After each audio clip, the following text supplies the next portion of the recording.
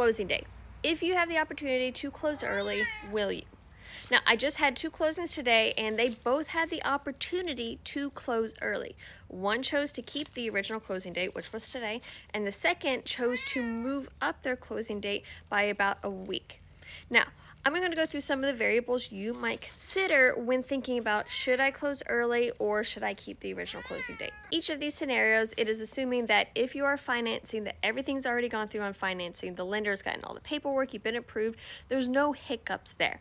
It is simply whether you want to move closing date because you've already gone through all of that red tape, you are approved and you are allowed and capable of actually moving. There are going to be some situations where you're like, I would love to close early, but perhaps the lender hasn't finished doing the appraisals, the surveys, or the inspections, or whatever it might be.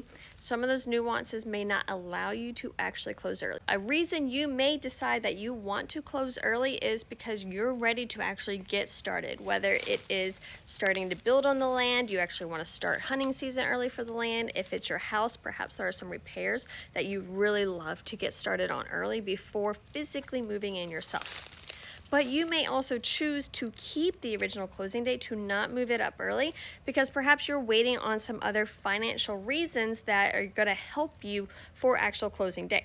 Because on closing day, all of that money's got to be ready and prepared and moving. And there's going to be more money than just, the loan processing, the lender. You're going to have your down payment ready. You're going to have perhaps some additional closing costs, whatever it might be, that you need physical cash to wire or cashier's check to be able to bring.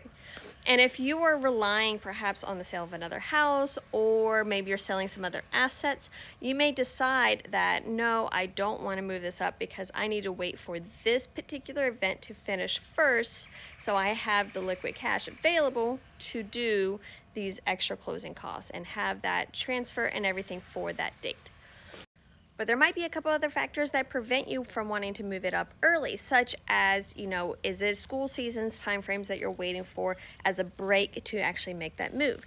Is there something in the work, succession in business that you want to happen first to reduce that stress load before you take on your next land management property? A thought for you for today, that if you've ever thought about, should I close early, should I not, which one is really better, it's neither here or there. But if you want to talk about finding your dream land or dream house, give me a call. I'd love to talk to you.